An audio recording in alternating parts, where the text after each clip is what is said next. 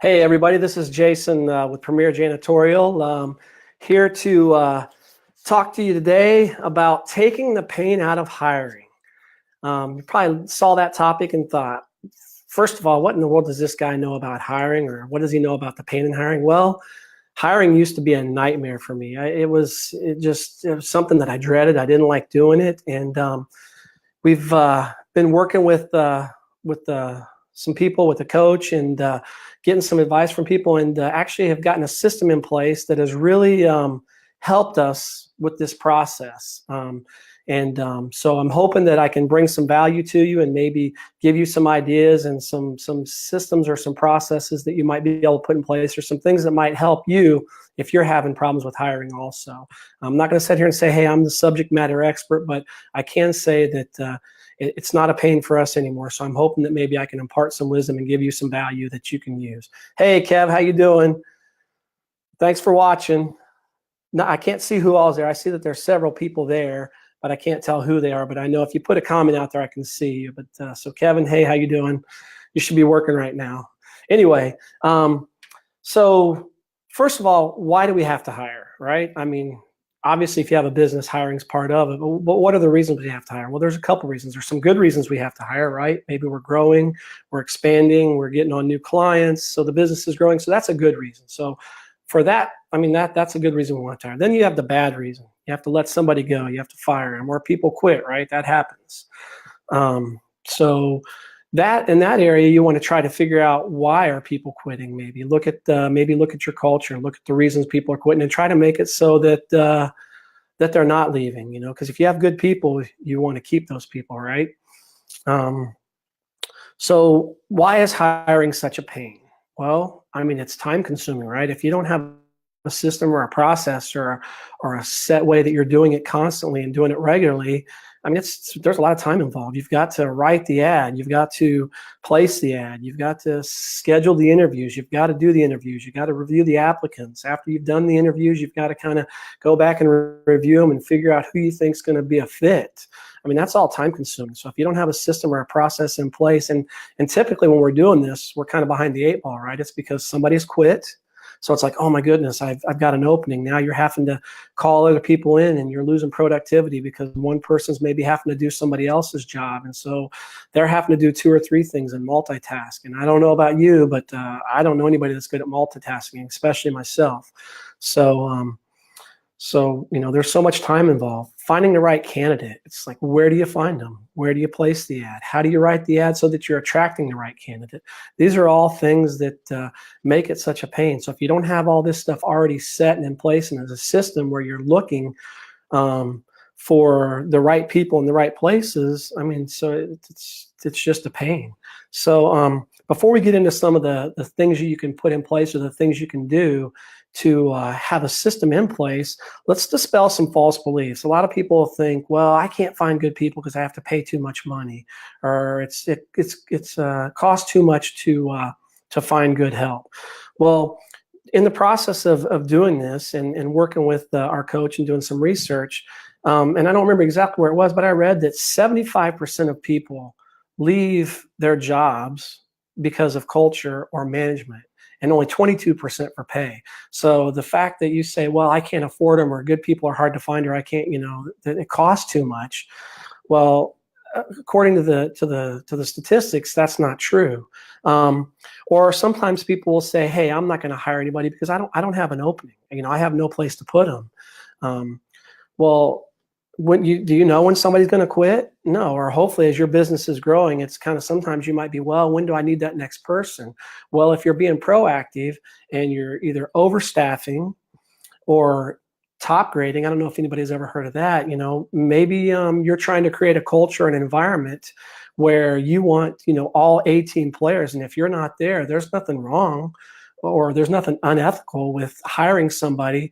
One, having a constant system in place where you have quality applicants coming in, where you're looking for somebody and maybe you don't have an opening. And as long as you're honest and you interview somebody, you're like, wow, this is an A player, I want them. Maybe they'd be willing to come on. Maybe if you don't have a position, have them on part-time and say, hey, I'm going to work you 10 to 15 hours a week to learn a couple different jobs that you regularly have open, or you have call outs, or you're looking for help. you can train them on there. And then, you when somebody calls in sick, you've got that person there. You call them, they come in and they cover that shift. Or when somebody quits, they're right there. Or as you grow, you can add more hours to them. So that's one way to look at it. Or if your staff sees that, hey, they're bringing new people in or different people in, and maybe they're not stepping their game up and doing what they're supposed to, maybe they'll get them to step their game up, and you can pull your staff up with them as you're upgrading or top grading your staff so that they're doing a better job.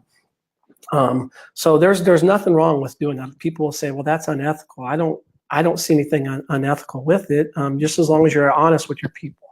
So systems, the first thing you do is you want to have an ad. Well, one of the things we've had is you want to have an ad that's written, not just this regular ad, hey, we're hiring, we need this position. Write the ad with the specifics, not just the skill set you're looking for, but what is it you're looking for? Are you going to run your company or have a company based on a culture or core values that you're trying to do? Put that in your ad. Let them know what you're looking for. You can get a lot of people. We found that you can get a lot of people out of the pool that you don't want just by having an ad that tells them what you want. Do you want somebody that has a car that's reliable to get to work? Tell them that's what you want. Do they need to have a driver's license so they can drive that car to work? Do they need to be able to pass a background check? Do they need to be able to pass a urinalysis? Have that in your ad. Have that ad written. Have it ready to go.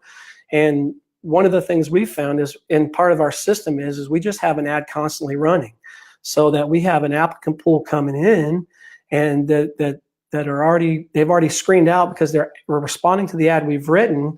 And we do interviews regularly. Like, we do interviews weekly. We do a group interview, and then based off of that, on who we think is a good fit with our core values and with the culture that we're trying to create, then we go and move on to the process after that.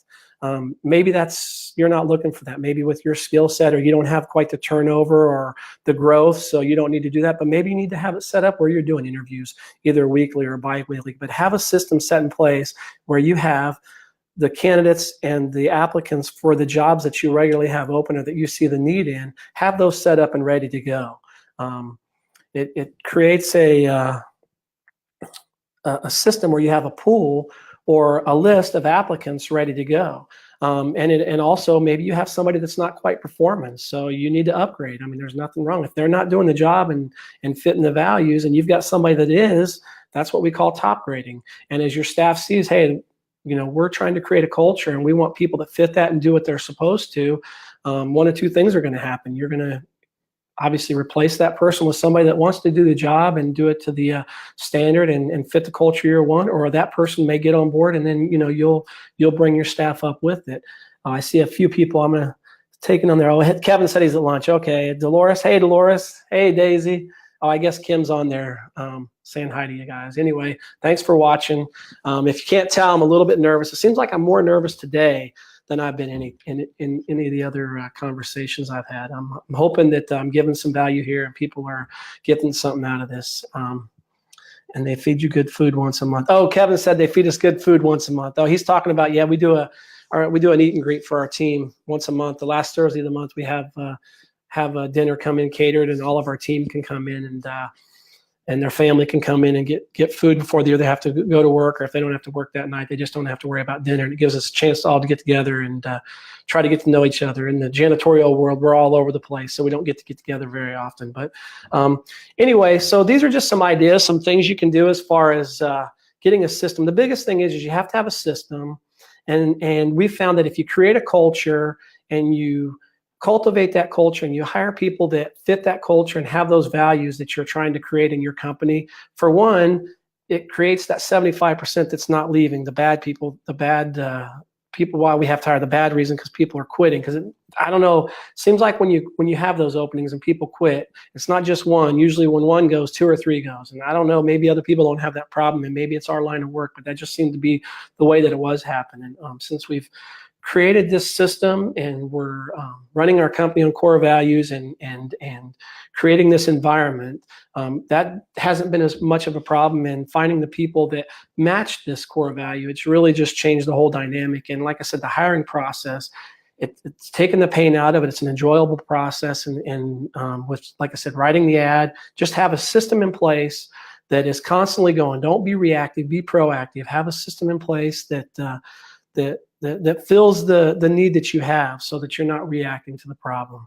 So I think that's all I've got today. I know it was short and sweet. Hopefully you got some value out of this. If you're wanting to looking at possibly upgrading your cleaning company, and you want to get a list of how do you do it hassle-free, I'm going to put a link up here. It's pjsak.com/upgrade me. Go there. You'll get a document sent to your email that tells you how to upgrade hassle-free if you're looking to upgrade your cleaning company. And we'll see you again next week. I've got a special guest on next week, so you won't want to miss it. I'll get that posted out there in a few days, but we'll see you again next Thursday, and have a